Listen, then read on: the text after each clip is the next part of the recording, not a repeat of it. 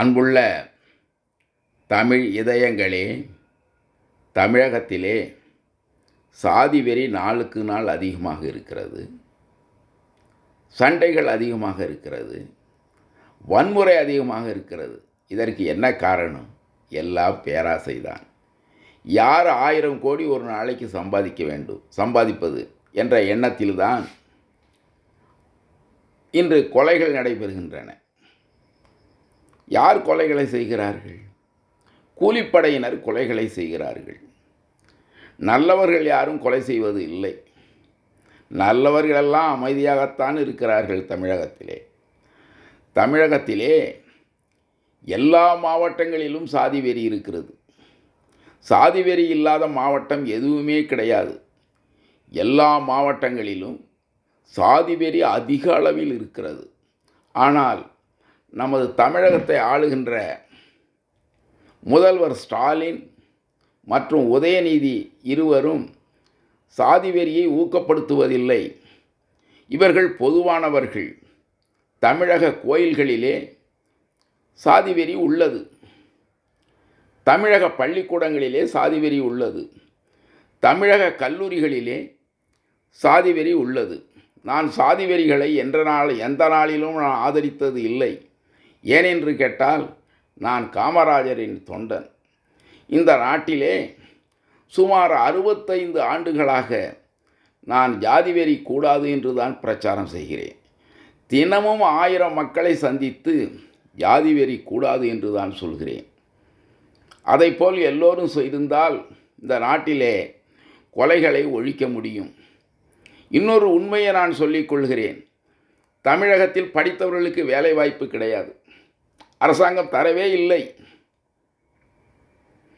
எல்லோரும் படித்தவர்கள் அத்தனை பேரும் இன்றைக்கு மாதம் 15,000 ரூபாய்க்கு கஷ்டப்படுகிறார்கள்.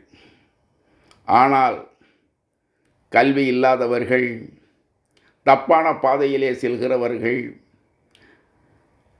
மாதம் 1000 கோடி சம்பாதிக்கிறார்கள். இது தமிழகத்தின் தலைவிதி. இந்த 1000 கோடி சம்பாதிப்பவர்கள் யாருக்கும் கட்டுப்படுவதே இல்லை. இந்த 1000 கோடி மாதம் சம்பாதிப்பவர்கள்தான் இந்த தேர்தலிலே வேட்பாளராக நிற்பார்கள். அவர்கள்தான் ஜெயித்து வருவார்கள். மாதம் 15,000 20,000 சம்பாதிப்பவர்கள் தேர்தலில் நிற்க முடியாது. அது மட்டுமல்ல, மொத்தம் தமிழகத்திலே எத்தனை சாதிகள் உள்ளன? மொத்தம் 2000 சாதிகள் உள்ளன. அதிலே 1910 சாதிகள் மிகவும் ஏழ்மையானவை, மிகவும் விளிம்பு நிலையில் உள்ளன. 10 சாதிகள் மட்டுமே ஏராளமான எம்எல்ஏக்களை கைவசம் வைத்துள்ளன. ஆனால் நமது முதலமைச்சர் சாதி வெறிக்கு அப்பாற்பட்டவர். அவர் சாதி வெறியை ஊக்கப்படுத்த மாட்டார். உதயநிதியும் சாதியை ஊக்கப்படுத்த மாட்டார். அவர்கள் மத நல்லிணக்கத்திற்கு பாடுபடுகிறார்கள். இதை எல்லோரும் தெரிந்து கொள்ள வேண்டும். நானும் சொல்லிக்கொள்ள ஆசைப்படுகிறேன்.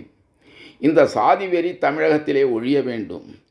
எல்லா சாதியும் ஒரு தாய் பிள்ளைதான் என்ற எண்ணம் மக்களுக்கு வருமானால் இந்த வன்முறைகள், கொலைகள் தமிழகத்தை விட்டு விலகி போகும். நான் நிச்சயமாக சாதி வெறியை ஒழித்தே தீருவேன். காமராஜர் அவர்கள் சாதி வெறி கூடாது என்று சொன்னார்கள். இதை நான் அறிவேன். நான் காமராஜரை 15 ஆண்டுகள் அறிந்திருக்கிறேன். 15 ஆண்டுகளுக்கு மேலாக எனக்கு காமராஜரை தெரியும். அதே போல் பெரியாரை நான் 15 ஆண்டுகளுக்கு மேலாக சந்தித்திருக்கிறேன். பெரியார் ஒரு நாளும் ஜாதியை ஊக்கப்படுத்தியதே இல்லை. ஜாதி ஒழிப்பை யார் நடத்தினார்? பெரியார் மட்டும்தான் தமிழகத்தை நடத்தினார். வேறு யாரும் நடத்தவில்லை. ஆனால் இன்றைக்கு ஜாதி வெறி எல்லா மட்டத்திலும் பரவி இருக்கிறது. இதை ஒழிப்பதற்கு நாம் அனைவரும் ஒன்றுபட வேண்டும். இந்த தேர்தலிலே, வருகின்ற தேர்தலிலே 2000 சாதியினருக்கும் பிரதிநிதித்துவம் வழங்கப்பட வேண்டும். ஒரே சாதிக்கு 10 அமைச்சர்கள், 5 அமைச்சர்கள் என்ற நிலையை மாற்றி 2000 சாதியினருக்கும் எம்எல்ஏ வாய்ப்புகள் வழங்கப்பட வேண்டும். சுழற்சி முறையில் எம்எல்ஏக்களை உருவாக்க வேண்டும். அமைச்சர்களை சுழற்சி முறையில் உருவாக்க வேண்டும்.